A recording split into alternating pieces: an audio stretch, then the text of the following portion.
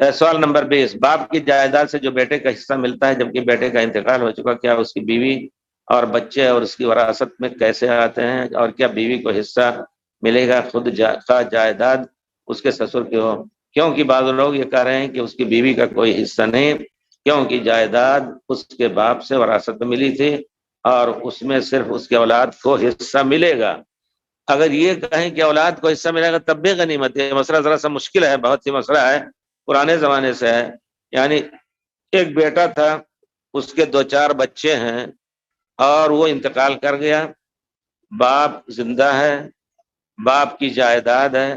بیٹا جو ہے اپنی جائیداد جو کچھ چھوڑ کے گیا تو ظاہر بات ہے اس کے بچے لیں گے، اس کی بیوی لے گی۔ لیکن مان لیجئے ایسا کہ اس کے پاس کچھ نہیں تھا، ایسا بھی ہوتا ہے مشترک فیملی، مشترک کام، باپ کے ساتھ کام کر رہا تھا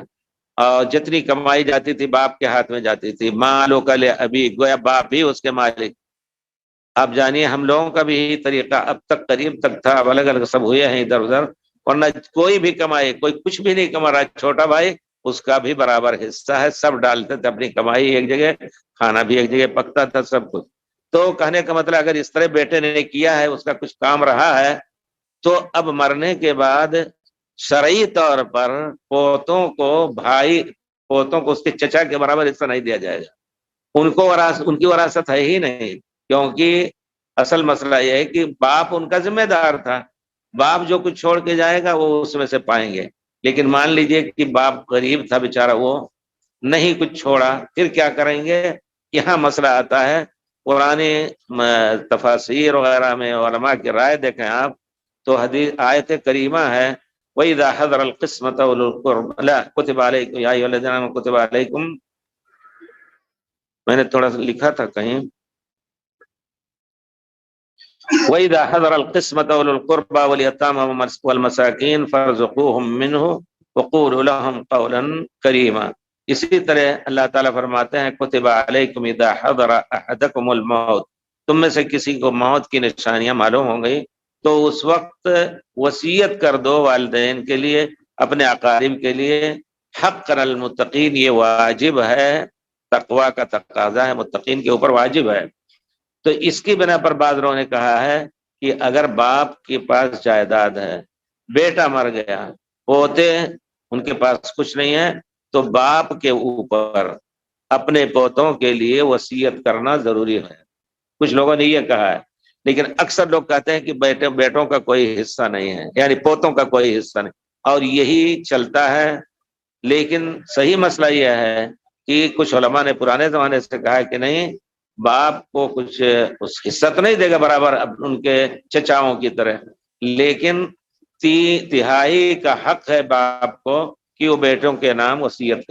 پوتوں کے نام وصیت کرے۔ بعض لوگوں نے کہا یہ واجب ہے، مان لیجیے واجب نہیں ہے، لیکن اللہ تعالیٰ یہ بھی فرماتے ہیں چچا لوگوں کو چاہیے کہ اپنے بھائی کے بچوں کو بھوکا پورا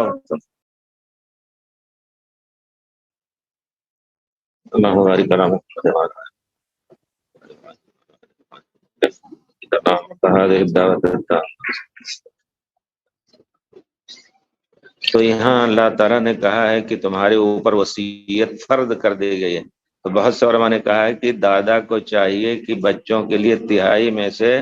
وصیت کر دیں تاکہ وہ بچے اپنا کھائیں پئیں اگر وہ محتاج ہیں، اور اگر باپ نے دادا نے وصیت نہیں کی تو پھر چچا لوگوں کو حکم ہے،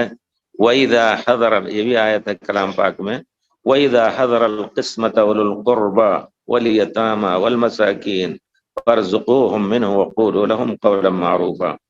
اگر تقسیم ارث میں، وراثت کی تقسیم کے وقت قریبی لوگ اپنے حاضر ہوں یا یتیم لوگ، مسکین لوگ ہوں، تو ان کو بھی کچھ دے دو۔ تو اب دونوں آیتوں کے درمیان یہ ہے، پیارے رسول کی احادیث کو دیکھیے کہ وہ شخص مسلمان نہیں کہ پڑوس، صرف پڑوس، عام پڑوس، اور یہ تو اپنے خاص خونی رشتے کے بچے ہیں، لیکن اپنے پڑوسی کو بھوکا چھوڑ کر کے خود پیٹ بھر کے سوئے، وہ مسلمان نہیں ہے۔ ان سب کی روشنی میں دیکھتے ہوئے معلوم ہوتا ہے کہ دادا کو چاہیے کہ ان کے لیے وصیت کر دے، دادا نے وصیت نہیں کی تو چچا لوگوں کو چاہیے کہ ان کو دیں ضرور، کیونکہ وہ اول القربہ میں سب سے اقرب ہو سکتے ہیں، کیونکہ تمہارے بھائی کے بچے اور بیٹیاں ہیں اور تم ان کو بھوکا، اور خود ان کے پیچھے ان کی ماں ہے، تو بہرحال ان سب کا دینا ضروری ہے۔ بعض علماء نے کہا ضروری نہیں ہے اور وہ حقدار نہیں ہے، ان کا خرچ حکومت کے اوپر ہوگا، ٹھیک ہے۔ اگر بیت المال ہے، اسلامی حکومت ہے، اور اسلامی حکومت میں اگر ان کا خرچ مل رہا ہے تو بے شک، ورنہ یقیناً عام مسلمانوں کے اوپر بھی، محلے والوں کے اوپر واجب ہو جائے گا کہ ان کے کھانے پینے کا انتظام کریں، جائے کہ چچا ہوں اور باپ ہوں، دادا ہوں۔ دادا وغیرہ نے اگر کمی کی تو پھر پورے محلے کے لوگوں پر واجب ہے۔ اللہ کا شکر ہے، ہم لوگوں کی یہاں آنکھ کھولے تو ہمارے یہاں بیت المال اچھی طرح تھا، باقاعدہ اس میں پیسے اکٹھا ہوتے تھے، اور دوسرے گاؤں کے لوگ آ کر کے مانگ کے لے جاتے تھے۔ اپنے گاؤں، اپنے خاندان کے لوگ الحمدللہ کھاتے پیتے تھے، لیکن آ کر کے لے جاتے، شادی بیاہ کے موقع پر ان کے لیے کپڑا وغیرہ خرید کے دیتے تھے۔ تو ہر جگہ ایک بیت المال کا انتظام ہونا چاہیے، اور اللہ تعالیٰ توفیق دے۔ تو ان بچوں کے لیے اگر حکومت ذمہ دار نہیں ہے تو عام لوگ اس کے ذمہ دار ہیں، اور سب گناہ گار ہوں گے اگر وہ بھوکے بچے گزار رہے ہیں۔ اور یہ کمی ہے آج کل ہندوستان، پاکستان یا پوری دنیا کے مسلمانوں میں، اس موضوع کو سوچ نہیں پا رہے ہیں، یا ہیں تو بہت کم لوگ ہیں۔ انفرادی طور پر کتنا کر پائے گا، لیکن اگر ایک چیز رکھ دیں کہ بھائی لاؤ اپنی زکوٰۃ یہاں اکٹھا کرو، پھر وقتاً فوقتاً اور مزید ضرورت کے تحت کوئی کام کرنا ہوا اس کے لیے اکٹھا کر لیا، باقاعدہ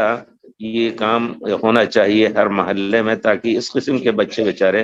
بھوکے نہ مریں۔ اللہ تعالی ہم سب کو سلامت رکھے۔ کون اور سے سوالات تھا؟